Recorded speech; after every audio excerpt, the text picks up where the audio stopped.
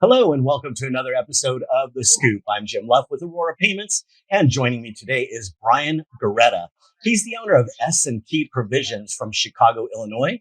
And also joining me today from Aurora Payments is Brian's account executive, Elaine Heck. Welcome to The Scoop, you guys. Hi, thanks for having me. Glad to have you on, Brian. We're going to jump right in and let's learn about your business, S&T Provisions. What do you provide with your provisions? So, 63 years ago in 1960, my great grandfather opened a wholesale business of pizza provisions.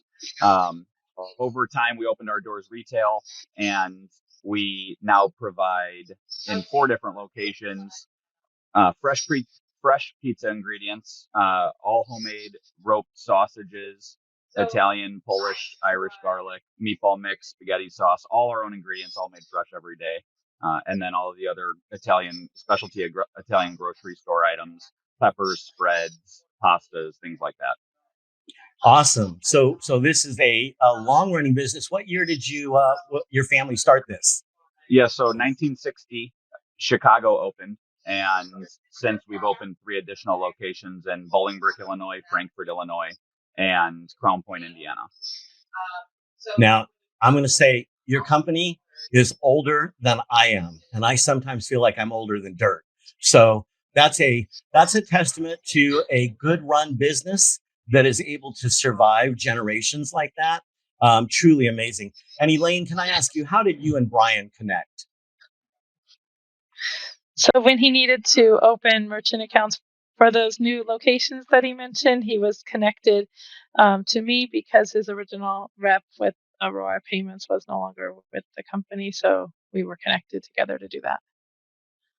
Great. So he was an existing client and you acquired him when he Yes. added on additional locations there. Great. So, Brian, what has your great grandfather or did your great grandfather ever tell you what motivated him to get into the pizza ingredient business? How did that come about?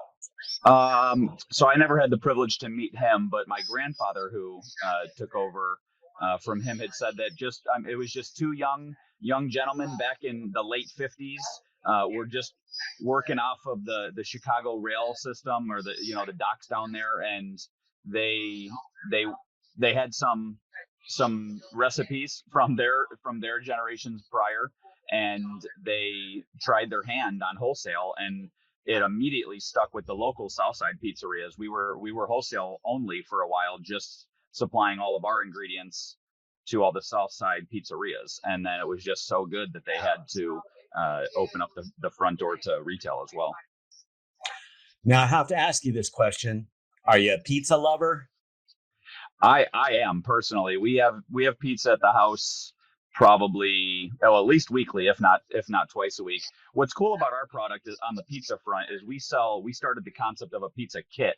It's not necessarily a take and bake. It's more you get the ingredients and you take them home and you make the pizzas how you want them.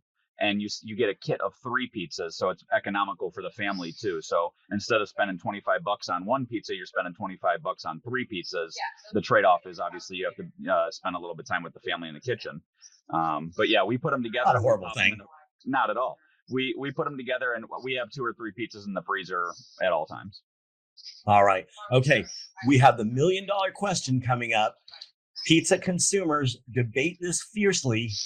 Does pineapple belong on a pizza, Brian? A pineapple. I'll say that we promote everyone to put any ingredients on their pizza that they like. I don't personally put fruit on pizza. My family actually does. My wife and my children do. I don't. And it should be thin crust, square cut. Okay. And Elaine, how about you? Pineapple on the pizza or no? Being a huge pineapple lover, I'd have to say absolutely yes. All right. So I don't do it myself, but whenever we order pizza in my family, I always have to get my wife Canadian ham or bacon and pineapple. And she's a diehard. She believes it should be there. I don't put pineapple on my pizza. I'm a pepperoni and sausage kind of guy, and it has to be good Italian sausage. So anyway, who are your typical customers, Brian? You know what? Our Chicago location has been there obviously for so long. We're now multi-generational there. So we've got everyone from people that have been coming since they were children, in their 70s plus, and then just it's trickled down generation to generation. But I would say on our three suburb locations, the primary consumer is that, 30 to 40-year-old family with children. Like I said, the trade-off is you're making your pizzas at home, but we're really economical. You get the kit, you bring it home, you make it how you want it. So we're very much in that sweet spot of, with the young family. Yeah, I definitely think that pizza is one of those things when you've had a bad day and you realize it at about 3 o'clock that you're not going to enjoy cooking tonight, or you're just plain exhausted. Pizza is the go-to.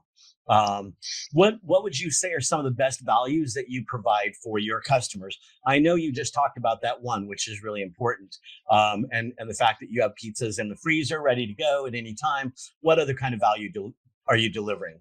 Well, first and foremost, I think our value is in our flavor. We have really, really phenomenal, authentic ingredients, fresh every day. So there's that value of fresh every day. That's not always common. The price point is great, and um, you can just do so much with it. I mean, we're just talking about pizza right now, but we've got a full deli line. But you can make the pizzas fresh right there, eat them. You can put them in the freezer. So we just have a lot of flexibility in all of our products, and then the price is right.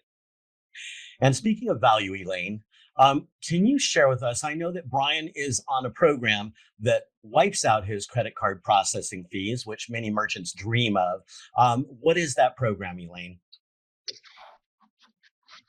So yes, it's our zero cost processing program. So a lot of merchants like Brian really enjoy this because it adds the credit card processing fees to the cardholder's transaction. So instead of the merchant like Brian having to be burdened with all those high interchange costs that can end up being hundreds, if not thousands of dollars per month, it's a lot more cost effective for the merchants when the customer is paying anywhere from a few cents to a few dollars their transaction. And Brian, how important was zero cost processing to your business, and how did it help after you implemented it? You know what? We talked about it as a business team. We talked about it for a while, deciding to make that move. It honestly wasn't an easy one because we always like to hang our hat on, like I said, we make a quality product and we're affordable, and just passing yet another price down, another fee down to the consumer wasn't an easy decision. But at the end of the day, we have to stay open, and the Right. small business competing with big box and the big corporate names, it's not easy. So I wouldn't say it was important to me being a customer of yours or a client of yours, but over the last 2 to 3 years that we've had it, it's certainly lightened our burden, especially post pandemic. So I think it's a great program, and it's spread out. Like you said, it can be 50 cents, it can be $1 extra to the consumer, which, don't get me wrong, I understand adds up. But for us, it's a big bill monthly that we're saving. Yeah, and I feel you. I think that a lot of merchants do struggle with that decision about passing the cost on to consumers. But I also think that in the past 5 years, that consumers have become much more aware of credit card fees, and there's been a real push by merchants to educate their customers on what it costs them to accept a credit card. So I think that a lot of consumers are a lot more tolerant to saying, yeah, I'll absorb that fee. And especially as we move into a cashless society and more people use credit cards, it really, really can erode into your profit. Let me ask you about doing business with us. Um, what are some of the important considerations when you choose a supplier like Aurora Payments for Sure. your business? What are you looking for? So, so I'm not going to lie to you. The whole credit processing world and how many facets there are to it is really confusing, even to someone that's been in business for a long time. So really all I care about is customer service. At the end of the day, you're going to get used to the product. You're going to learn the product over time. But so many times you're a client of somebody that doesn't give you the time of day, or acts like you should already have all the answers or whatever. So Elaine, right off the bat, I feel like she's literally been like my personal credit processing concierge, for real. She's answered the I phone love every that. single time I call, and she makes it feel like she's just like next door, if I have a question. We And like that. And I know that she's in Arizona. Yes, and we do refer to Suffering Elaine. through the In heat. fact, we refer to her as a rock star, and she is a rock star. So I'm glad that you have her as an account executive. You mentioned a moment ago about COVID, something about COVID. Now, I would think that with a lot of people staying home during the pandemic, that there is probably a lot of pizza ordered for delivery because you couldn't really go out. Did you see a significant increase in your sales during COVID or during the pandemic period? You know what? Fortunately for business, unfortunately for all of our peers that were around us, we were not only busier in our shipping and local delivery, but even in store, because we're grocery. We were one of the only shows open in town. So, yeah, we'll never see a year like we did in 2020 into 2021 from a business standpoint ever again. Hopefully we don't, because of that reason at least. But we were the busiest we've ever been in all of the history of the company. Well, I mean, I know that for some people it was just absolutely devastating. For our customers that are in the limousine industry, nobody was traveling. It hurt them really bad. But a Yeah. lot of our food businesses did really well with the takeout business. And so that was an unfortunate side effect that hurt some and bonused others. Yeah. And let's see, for guests, I was going to ask you, for our guests that are listening today, what would you share with them about Aurora Payments that you want to tell them? Is there anything more other than Elaine's a rock star? Yeah, I mean, honestly, like I said, the position we're in with your business, it doesn't get any better. I mean, we personally literally don't pay you anything, and we have outstanding customer service. So if you want to be in that boat, I would I would recommend going with you guys. Well, we certainly appreciate that.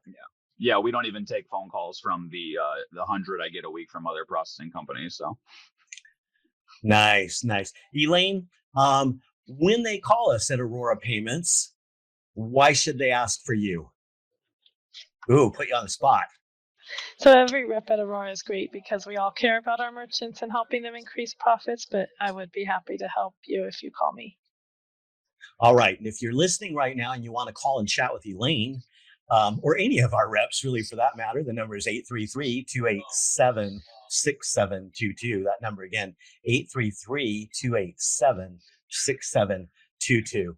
We have been speaking with Brian Doretta, owner of S&T Provisions in Chicago, Illinois, and Elaine Hecht, his account representative from Aurora. Brian, thank you so much for joining us today and sharing your valuable information. We appreciate all of you taking the time to join us today, and we will see you on another episode of The Scoop. Thanks, guys. Thanks, Elaine, for joining us. Okay. You're welcome.